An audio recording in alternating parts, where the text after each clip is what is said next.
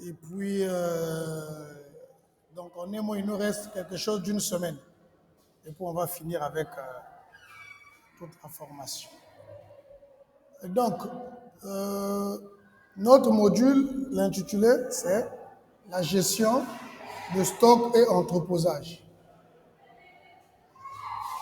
Et, quand on vous parle de la gestion de stock, en réalité, on doit d'abord commencer par le commencement. La gestion de stock se fait où? Dans une entreprise, mais dans quel service exactement? C'est pour cela que nous allons commencer d'abord à parler en réalité d'un entrepôt et puis le magasin. Alors, parlons de l'entrepôt. C'est quoi un entrepôt? Mais on dirait que oui, c'est un espace, c'est de l'espace, c'est un espace, c'est un bâtiment, ça peut être un bâtiment.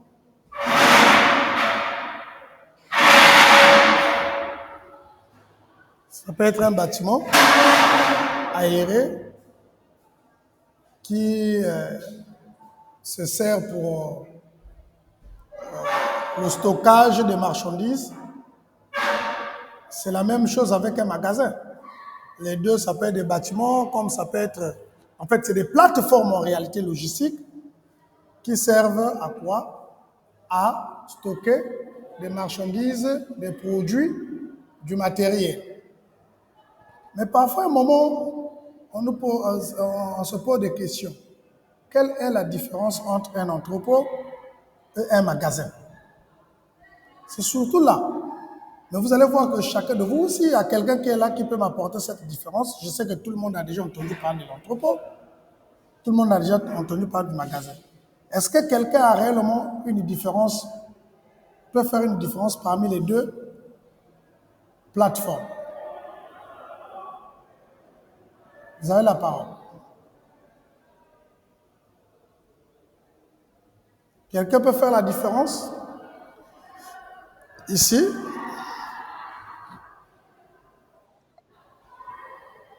Oui, monsieur. Bonsoir, monsieur. Je pense que pour moi, un entrepôt, c'est un lieu logistique, c'est un lieu de stockage temporaire. Tandis qu'un magasin, c'est un lieu de stockage. Donc, on peut stocker continuellement À long pour terme. s'approvisionner de temps en temps, à long terme, voilà.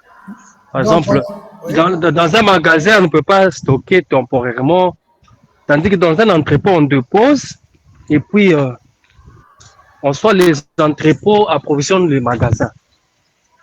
Ah, ok. Donc, en un mot, la différence, c'est entre, en réalité, la durée de la marchandise dans les deux entités. C'est ce que vous voulez dire.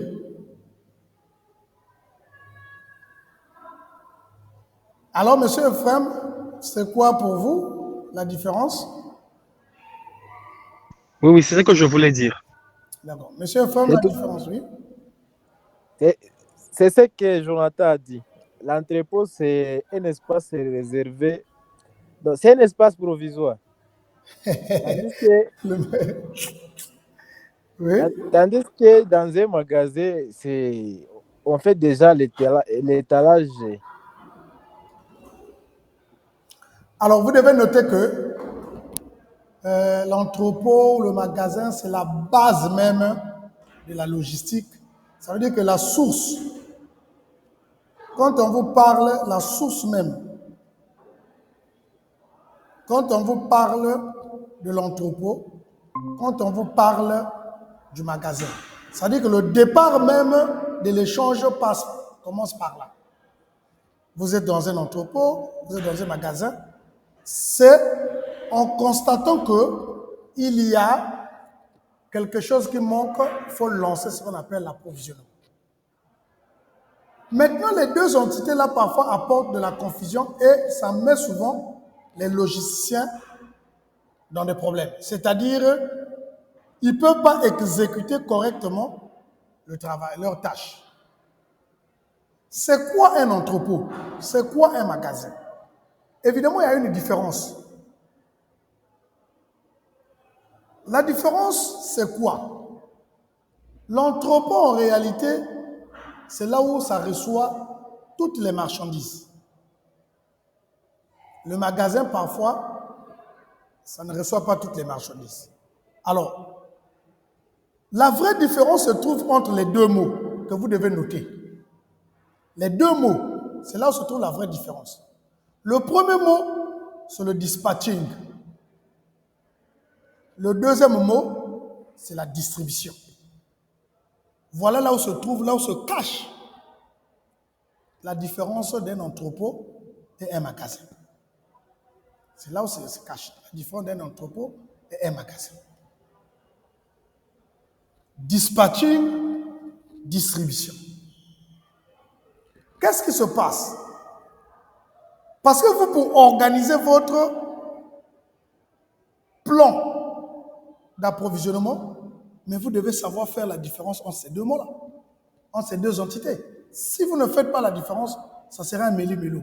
Et c'est pour cela que beaucoup de logiciels, il y a souvent beaucoup d'erreurs, tout ça là, même sur le plan traçabilité, il y a souvent beaucoup de vols. Parce que vous ne maîtrisez pas, les gens ne maîtrisent pas trop cette différence. La différence est entre le dispatching et la distribution.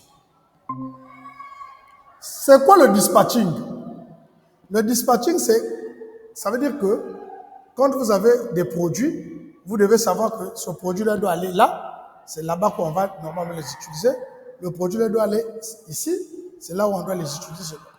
Or, quand vous êtes dans une entreprise, l'entrepôt reçoit. Et l'entrepôt fait quoi? Il fait le dispatching. Mais l'entrepôt fait le dispatching où? Dans des magasins. L'entrepôt fait le dispatching dans des magasins. Vous n'allez pas voir un client final venir acheter à l'entrepôt. Vous n'allez pas voir un client final venir acheter, prendre l'autre à l'entrepôt. L'entrepôt fait le dispatching. Et après, quand le dispatching, je vais vous prendre un exemple. Quand j'ai organisé la gestion logistique d'une compagnie, là où j'ai travaillé pour un moment, c'était une compagnie de construction. Alors, on a eu des entrepôts, on a eu des magasins. Mais quel rôle jouait l'entrepôt, quel rôle jouait le magasin? Moi, je recevais toutes les marchandises dans l'entrepôt. Quand un fournisseur vient livrer, je constate l'entrée dans l'entrepôt. C'est là-bas où, normalement, on doit appliquer la gestion de stock de l'entreprise. Une fois que j'ai reçu la marchandise dans l'entrepôt, il s'avère que cette marchandise-là, ça peut être le matériel. Il y a le matériel qui est destiné aux électriciens. Il y a le matériel qui est destiné aux maçons.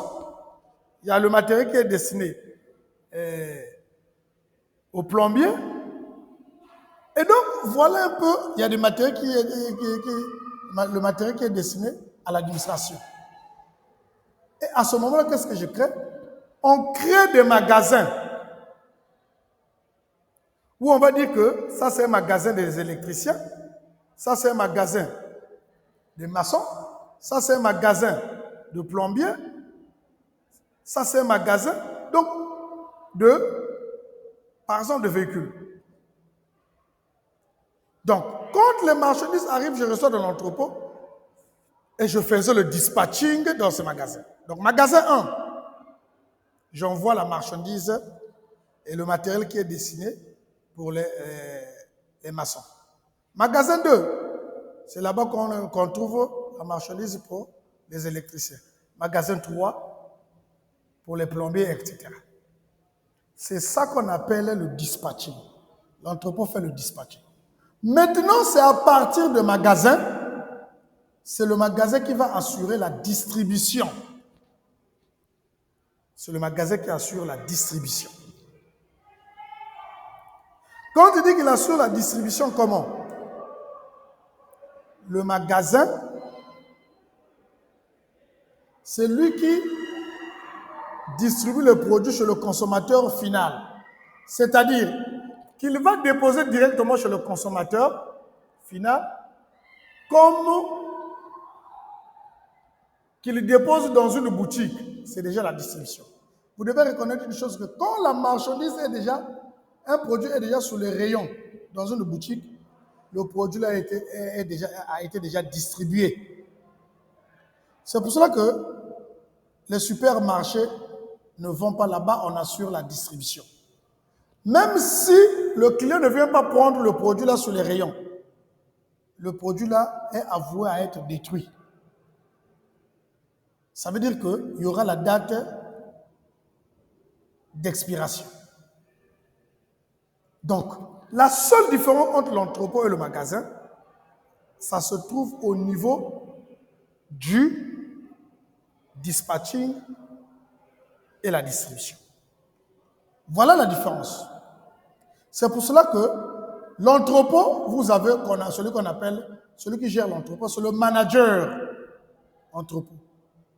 Mais par contre, celui qui est dans le magasin, on l'appelle magasinier. On l'appelle magasinier. C'est pour ça que l'anglais dit warehouse, c'est l'entrepôt, le store, c'est le magasin. Et quand vous arrivez sur les qualifications, on va vous dire warehouse manager. Et dans le magasin, on dit storekeeper. Ça veut dire magasinier. Voilà la différence avec ces deux entités. Est-ce qu'il y a une question?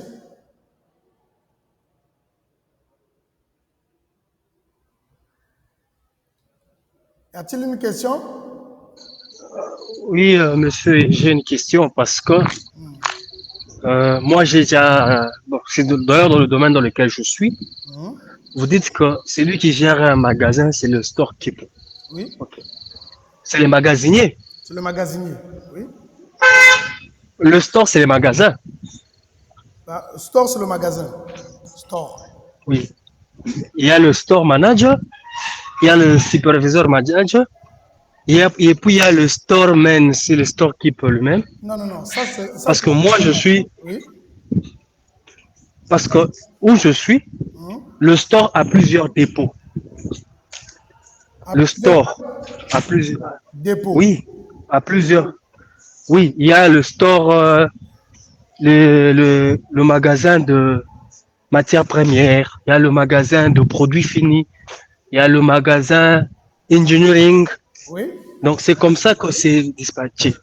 Oui. Et là, à la tête, il y a un manager du store. Non, après les managers. Celui qui a la tête des 3 magasins là, c'est lui qu'on doit appeler manager warehouse. C'est-à-dire que c'est lui qui gère l'entrepôt. Et puis ceux qui sont en bas pour gérer les magasins là, ceux-là, ce sont des storekeepers. Mais moi, elle est superviseur magasin. Justement. Quand on vous parlait, là maintenant, nous sommes sur les configurations des entreprises. C'est pour ça que je vous ai dit ceci. C'est ce qui crée souvent la confusion et parfois ça crée, on ne se rend pas compte que ça crée ce qu'on appelle la confusion dans l'accomplissement des tâches dans des entreprises. Ça, c'est souvent des configurations des entreprises. Mais quand vous êtes spécialiste, vous voyez, si vous voulez que ça soit géré de façon fluide, de façon optimale, la configuration, c'est ce que je vous ai donné. Donc, il y a un responsable, c'est-à-dire qu'il y a un manager warehouse. Dans le manager warehouse, il reçoit tout. À ce moment-là, qu'est-ce qu'il fait? Il fait le dispatching. Maintenant, par exemple, pour votre cas, qu'est-ce qu'on fait? Pour ne pas que le magasin reçoive tout, on prend la marchandise, on amène directement dans les magasins. Ce qui revient à dire que celui qui sera à la tête de ce magasin-là, c'est lui, en fait, le gestionnaire, celui qui va gérer, celui qui sera même appelé le gestionnaire de stock. Et celui qui sera en temps normal appelé manager warehouse. Maintenant, ceux qui vont s'occuper de ce magasin-là, c'est les storekeepers. Maintenant, vous pouvez aller dans une entreprise. Qu'est-ce qu'ils font? Au lieu d'appeler ces magasiniers-là, les storekeepers, et ils peuvent les appeler les superviseurs. Est-ce que je me fais comprendre? Oui, monsieur Jonathan. oui, je suis en train de vous suivre. Donc, ça, c'est la configuration de l'entreprise. Parce que quand vous vérifiez, il se peut que chez vous, il y a pas d'abord un magasin et il n'y a pas un entrepôt qui reçoit tout ça. Mais c'est comme si on a déjà divisé. Dès que les matières premières arrivent, on met dans le magasin matières premières. En réalité, maintenant, la question que je vais vous poser. Le magasin de matières premières. La suite, qu'est-ce qui se passe?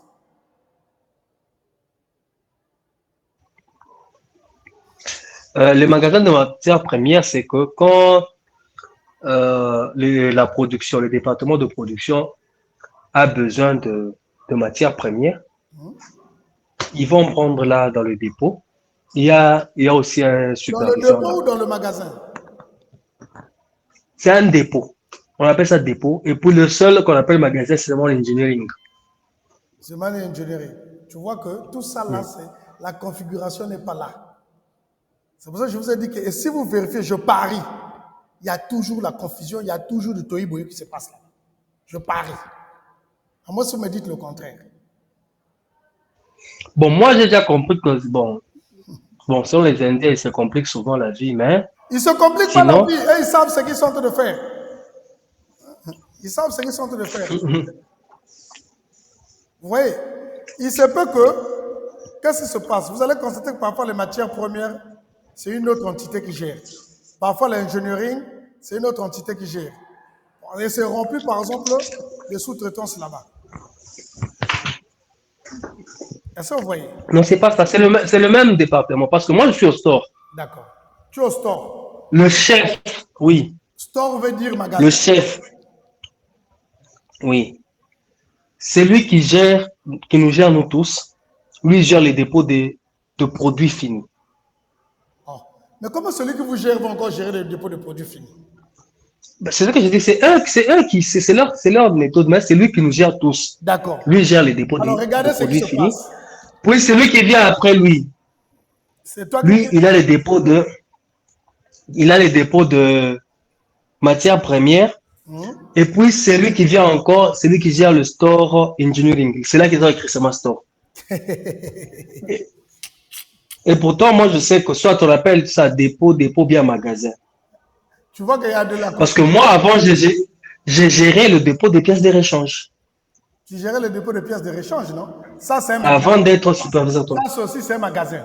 Ça veut dire que qui reçoit la marchandise? Non, c'est que moi, je recevais directement le conteneur. C'est toi qui Et reçois puis, le conteneur. oui, je recevais le conteneur quand je gérais le dépôt des pièces de Le réchange. conteneur était rempli seulement de la matière première. Seulement de pièces de réchange. Et puis, il y avait des commandes pour les départements de la vente. Et puis, donc, des commandes pour chaque ville, pour chaque magasin. Ça venait chez moi au dépôt. Bon, vous ne voyez pas que là, par exemple, c'est ce qu'on appelle le double emploi. En termes Comment ça? de minimiser les coûts. Parce que en logistique, c'était comment? Il y avait les dépôts de motos et tricycles. Oui. Et puis, il y avait le dépôt des pièces de rechange. D'accord. Donc, on ne mélangeait pas les deux. On ne peut pas mélanger. Mais à la tête, c'est la logique. C'est ce que je Mais voulais à la tête, celui qui nous gérait tous était souvent, c'est le warehouse manager. C'est le warehouse manager, ok? Qui me gérait moi en tant que responsable de dépôt des pièces de rechange et qui gérait aussi, bon, en même temps, moi je gérais les dépôts des pièces de rechange, je le faisais rapport et en même temps, je gérais les dépôts de motos. Mais là où il y avait les dépôts des motos, il y avait les chargeurs de stock. D'accord. Déjà, de facto, c'est la configuration que je vous donne.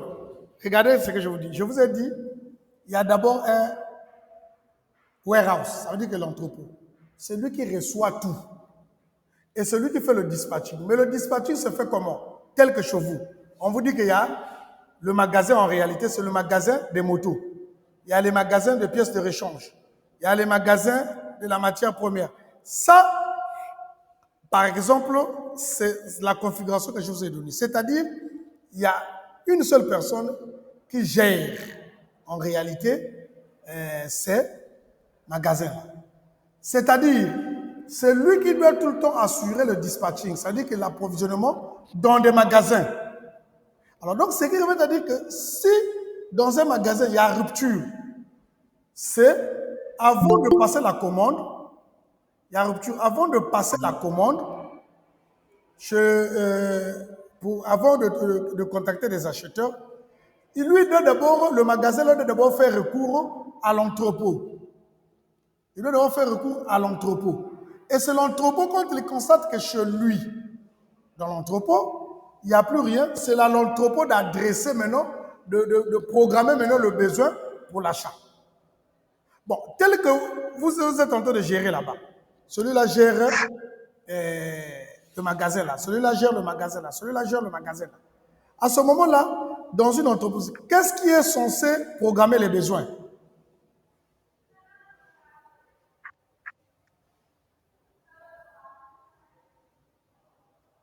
Qu'est-ce qui est censé programmer les besoins?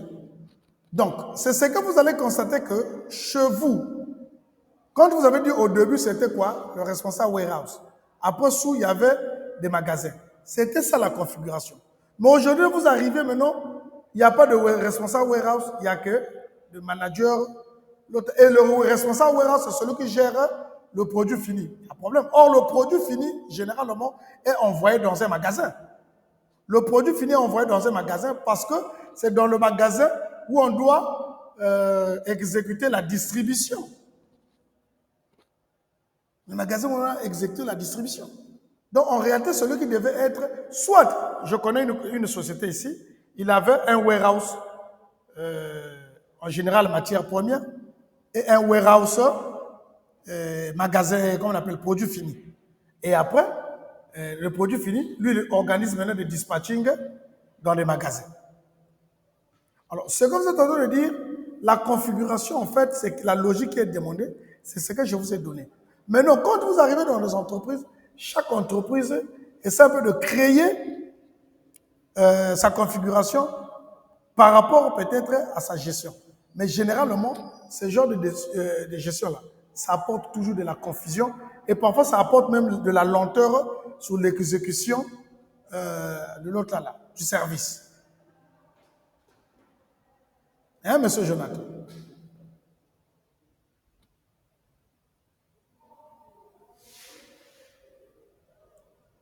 Oui, monsieur.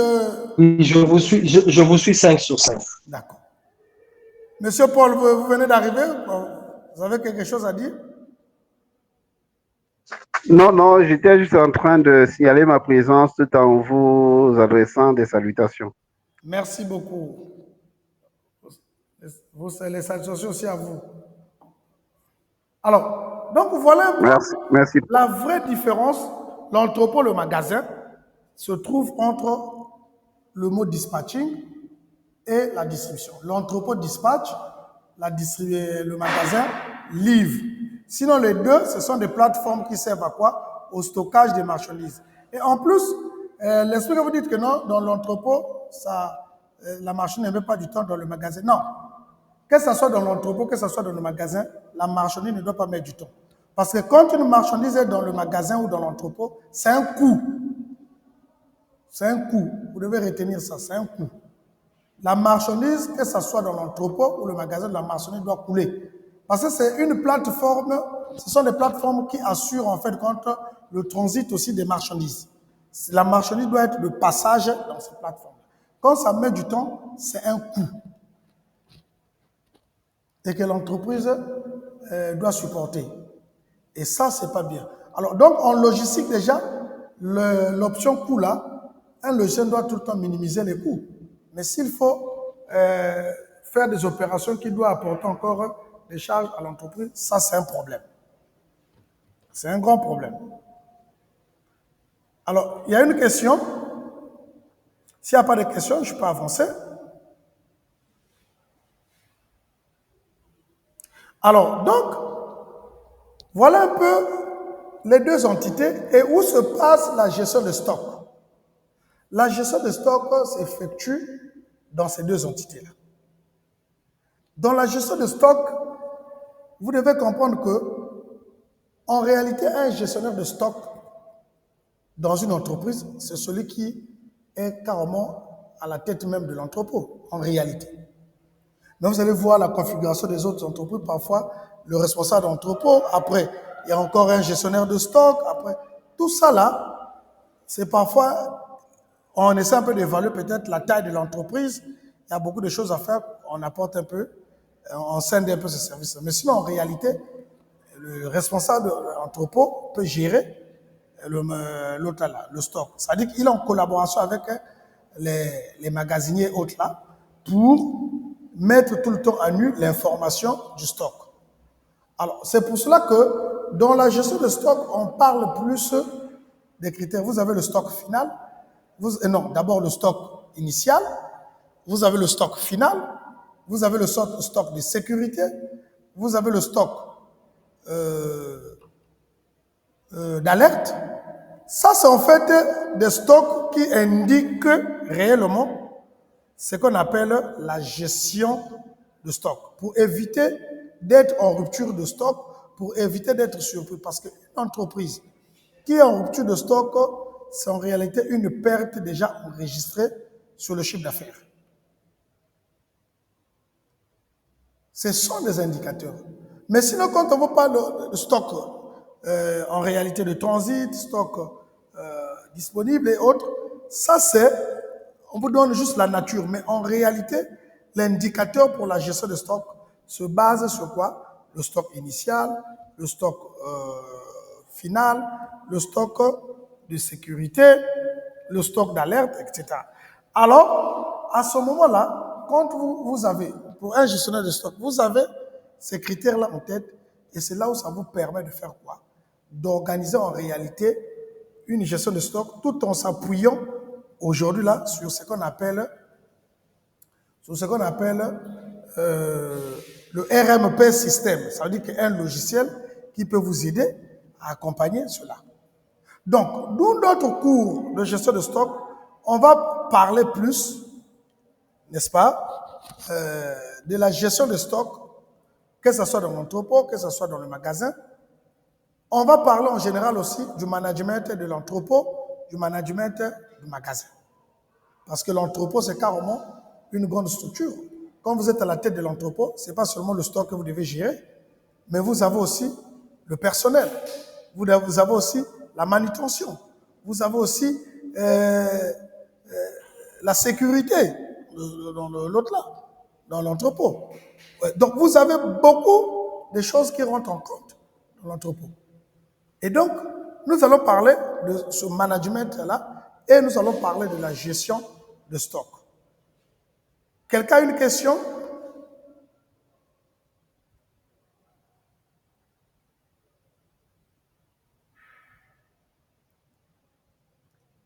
Il n'y a pas de questions?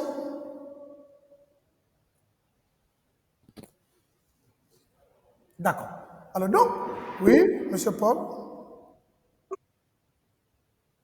Oui, j'ai une question. Peut-être que c'est une question qui vient avant la lettre.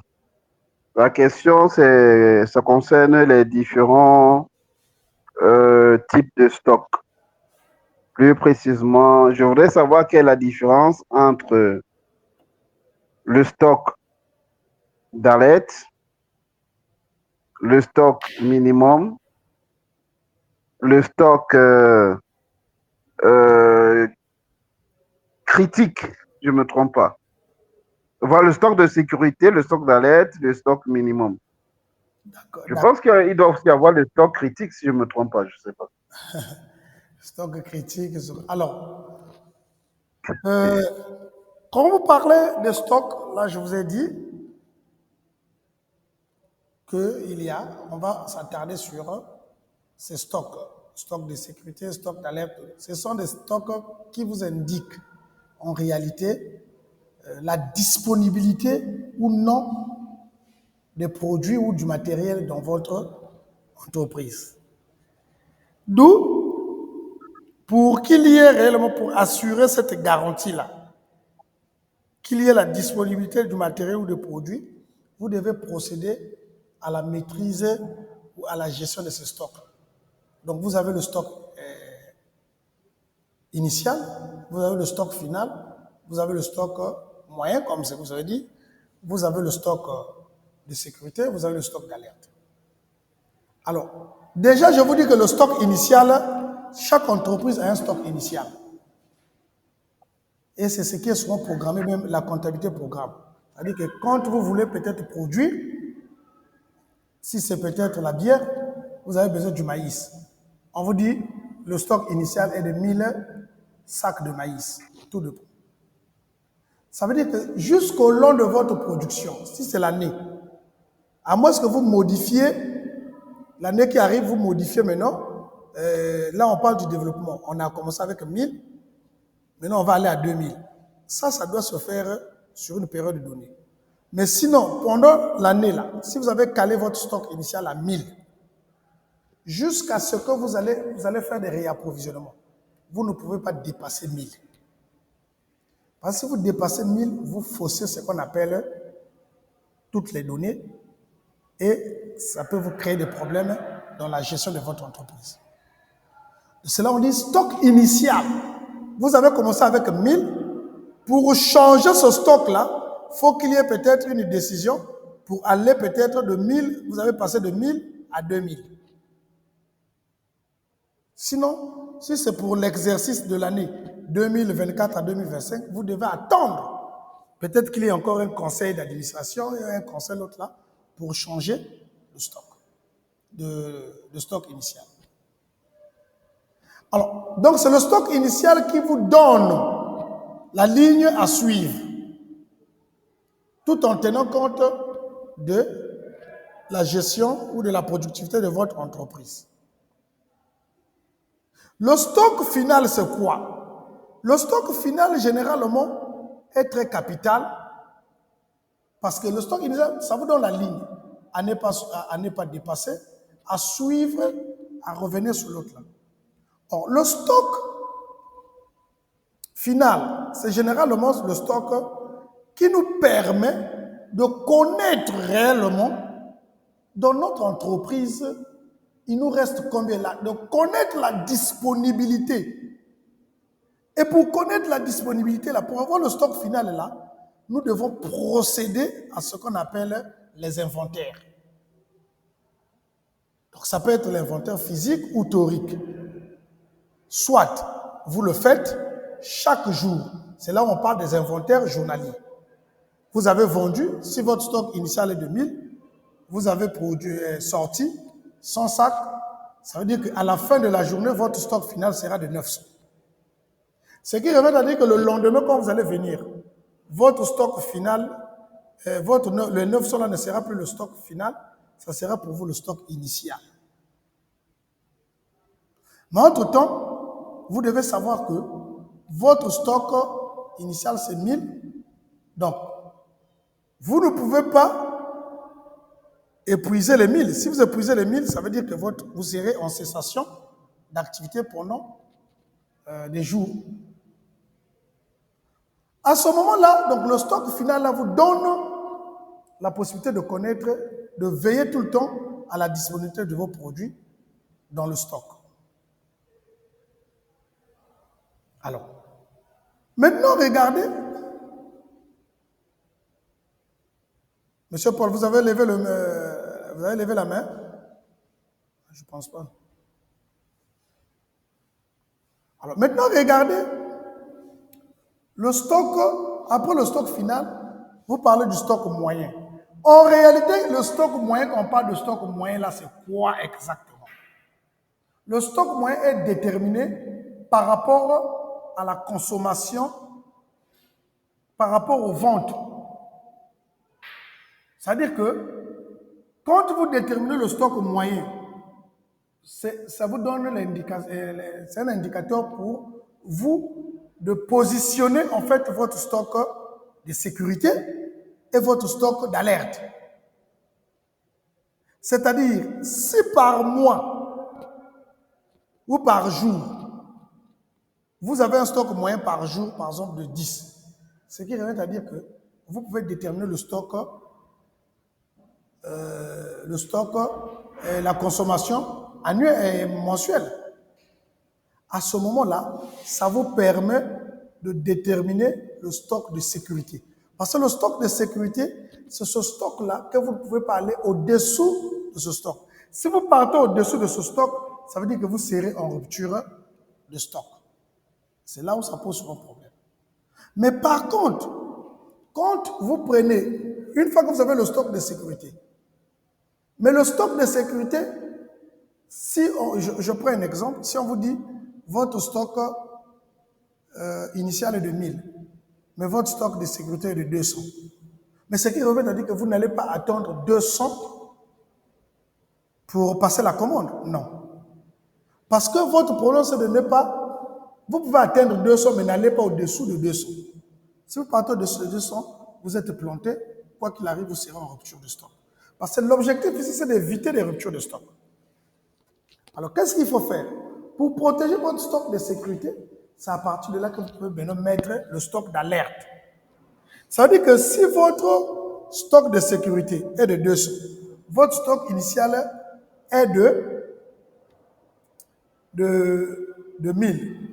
Donc, forcément, votre stock d'alerte peut être de 400. Ça veut dire que quand vous atteignez déjà 400, ça veut dire que votre stock disponible, donc vous faites votre stock final. Donc, le stock disponible est de 400. C'est le 400 là qui va déterminer votre alerte. Ça veut dire que vous devez lancer déjà l'approvisionnement. Pour éviter, le temps que vous arrivez à 200, votre stock de sécurité, il y a déjà eu l'approvisionnement. Voilà comment les choses, comment vous pouvez organiser. Voilà les différences. C'est-à-dire que le rôle de chaque stock que vous avez évoqué. Monsieur Paul, une autre question? Ou c'est clair ou c'est pas clair? Alors, donc, voilà un peu, en quelque sorte, ce que nous devons faire. Le cours, vous allez recevoir le cours. Je crois, je n'ai pas vraiment, avec les perturbations que nous avons eues, donc je vais réviser le cours et puis je vais vous envoyer le cours. Il y a des exercices. C'est pour cela que je vais vous envoyer, je crois que je vous avais envoyé un cas pratique sur la gestion de stock. Que vous allez réfléchir, quand vous allez réfléchir, et vous allez me donner la réponse et puis on va avancer. Mais avant ce cas pratique-là, oui? Prof, s'il vous plaît, on a envoyé le cas pratique là quand? Non, je n'ai pas encore envoyé le cas pratique. Ah, d'accord. Je n'ai pas encore, on a eu un peu de perturbations, c'est pour cela que je n'ai pas encore envoyé le cas pratique. Je crois que je vais vous l'envoyer à la fin. Donc voilà en quelque sorte ce que nous allons faire tout le long de l'automne. Nous avons parlé des achats, nous avons parlé du management des achats, approvisionnement, nous avons parlé du transport. Là, c'est maintenant l'entrepôt qui détermine souvent tout. Le tout part de l'entrepôt. Le tout part de l'entrepôt. Donc, c'est l'entrepôt qui doit savoir, qui doit déterminer si on va approvisionner, acheter ou pas. C'est l'entrepôt qui nous donne la situation exacte de ce qu'on appelle les disponibilités de notre stock dans l'entreprise. Alors, vous allez garder le coude, je vais vérifier, je vais fouiller ce cas pratique-là et je vous envoie ça tout de suite. Là. Comme ça, vous avez déjà une idée de là où nous partons.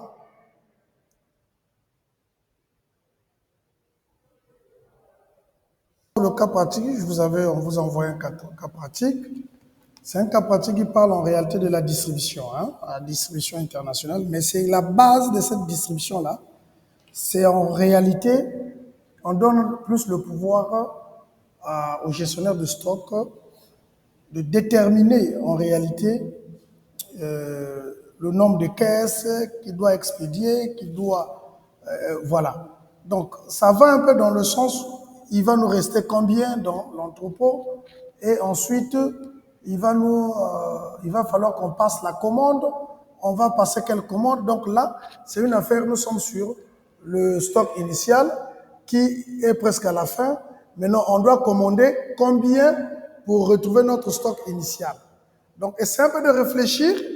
Vous allez voir que c'est dans ce principe-là comment l'entrepôt ou le magasin contribue réellement est vraiment la source même des échanges dans une société donnée.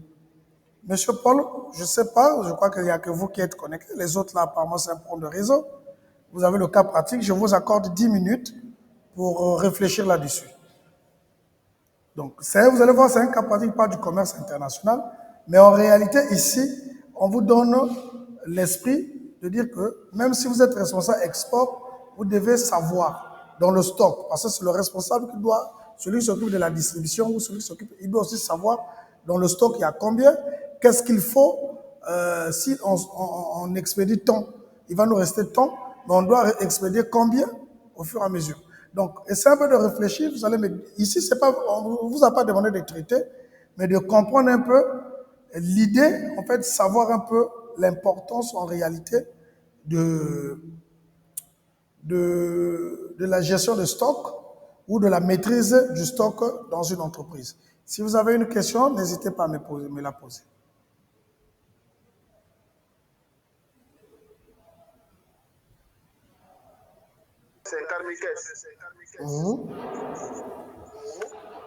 À partir de ce stock d'alerte, on peut donc déterminer le nombre de caisses qu'on peut envoyer, qu'on peut distribuer si vous voulez.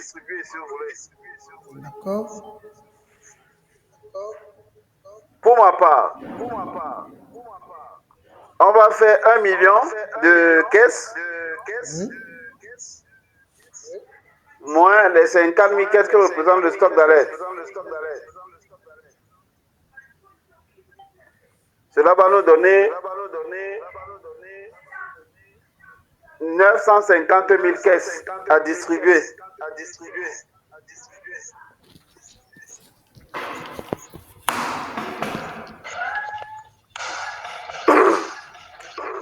Maintenant, étant donné que nous sommes appelés à approvisionner 5 pays, Oui.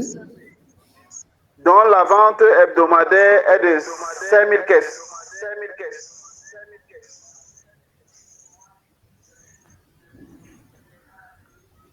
Nous pouvons déterminer le nombre de caisses qu'on peut envoyer par semaine. C'est-à-dire hebdomadairement. Le stock minimum qu'on peut envoyer sera de 25 000 caisses. En faisant 5 000 caisses multiplié par 5 pays.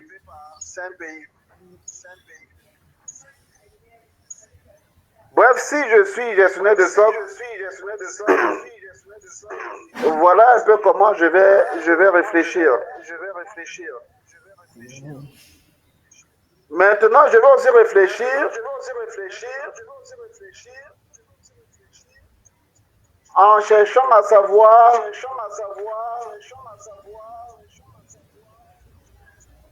pendant combien de temps je pourrais approvisionner les 5 pays sans être en rupture de stock.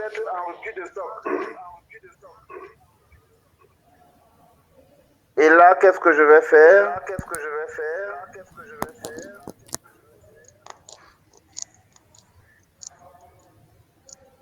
Je vais faire la règle de 3. En me disant, si en une semaine, je livre 25 000 caisses, ce qui correspond à l'envoi qui est destiné aux 5 pays. En combien de semaines je vais écouler les 950 000 caisses? Et là, cette réflexion me permet de trouver 38 semaines. Et les 38 semaines correspondent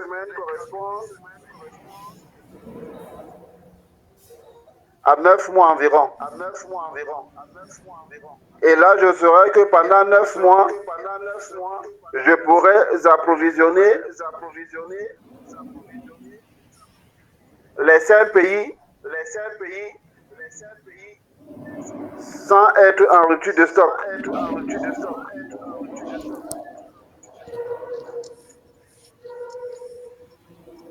Ce qui veut dire que dès que je vois le 9e mois arriver, je vais immédiatement passer la commande ou alors je vais me faire approvisionner pour que je puisse approvisionner les 5 pays également. Voilà un peu ce que je voulais apporter comme contribution. Très bien. Merci pour la contribution. Alors, ce que je pouvais dire, j'ai été obligé de te laisser que tu termines ta pensée ou ta contribution. Mais en réalité, depuis le début, vous avez déjà faussé sur combien de caisses expédierait vous. En réalité, il s'agit ici d'abord de connaître le stock initial que vous connaissez, c'était à 1 million. Et on vous dit que les ventes moyennes de chaque pays étaient déjà à 750 000. Donc, ce qui veut dire que chaque pays, vous avez déjà vendu 750 000 sur un stock initial de 1 million. En réalité, il va vous rester combien? Il va vous rester 250 000. 250 000 caisses. Ah, c'est que je n'ai pas bien compris l'énoncé. Voilà. Je croyais que les 750 000, c'était juste un stock moyen qui était un indicateur. Par mois. Je ne savais pas que c'était le stock moyen. De chaque pays. Pourquoi on a parlé de stock moyen? Parce que c'est le stock de chaque pays. Ouais, non? Moyen là, c'est chaque pays. Donc, chaque pays a consommé 750. Donc, il y en a combien de pays? On nous a parlé de combien de pays? On nous parlait des pays de la sous-région. N'est-ce pas? Donc, il y en a 5 pays. Donc, en temps normal, c'est combien de pays? Combien de 750 fois 5. Même ce qu'on dit là. Donc, il s'agit ici, donc le stock, au début de période qu'on a donné de 1 million, là, c'est pour pays, par pays. Donc, il fallait calculer, aller d'abord sur la procédure de par pays. 750, 1 million moins 750. Il va rester 250. Or, le 250, vous êtes en réalité autour du stock d'alerte. Donc, 250 et 50 000. Ça veut dire que vous déjà préparé ce qu'on appelle l'approvisionnement. En réalité, vous, pour trouver le nombre de boîtes, vous devez connaître d'abord aussi, ça va venir, ça pourra être là quand. Ça veut dire que vous devez voir avec les modes de transport. Donc là, vous devez venir directement à la 4e question. On nous dit transport maritime 10 jours, transport aérien 3 jours. Donc vous voyez que c'est un truc qui pousse un peu à réfléchir sur la gestion du stock. En fait, ici, nous ne sommes pas sûrs comment gérer le stock. Ici, c'est pour vous montrer carrément l'importance de la gestion de stock en ce qui concerne la livraison, la distribution des marchandises. C'est pour ça que je vous ai donné ça. Et donc, je vais préparer tout. Vous allez venir sur le cas pratique là, pour vous expliquer, pour vous donner la solution. Et puis on rentre carrément avec le cours de la gestion de stock, accompagné maintenant des cas pratiques en ce qui concerne la gestion de stock. On est d'accord?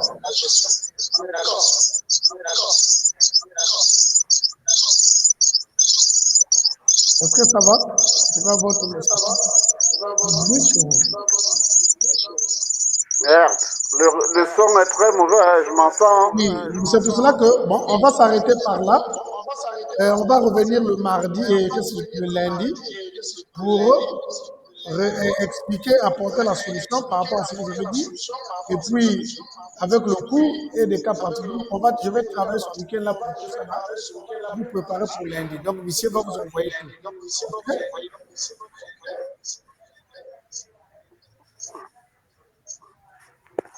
Vous m'entendez? 5 sur 5, même comme on s'entend plusieurs fois. Oui, mais c'est parce que tu es connecté sur 2 appareils. Ça doit être l'ordinateur ou le téléphone. Non, je suis connecté sur un seul appareil. L'ordinateur n'est pas approvisionné par Internet. Ah, mais pourquoi tu as 2 là? Donc, le point se trouve à ton niveau. Bon, monsieur, donc, à nous revoir lundi avec tout. Et soyez à toi, hein. Aujourd'hui, vous avez été vraiment. Et pour les autres aussi, un point de connexion. Bon, on était en retard parce que M. Aubessan n'a pas aussi envoyé le signal à temps. Attends, oui. D'accord. Là, c'est noté, mais on va rattraper tout ça, là, toutes les heures perdues. Merci encore une fois de plus et excellente soirée.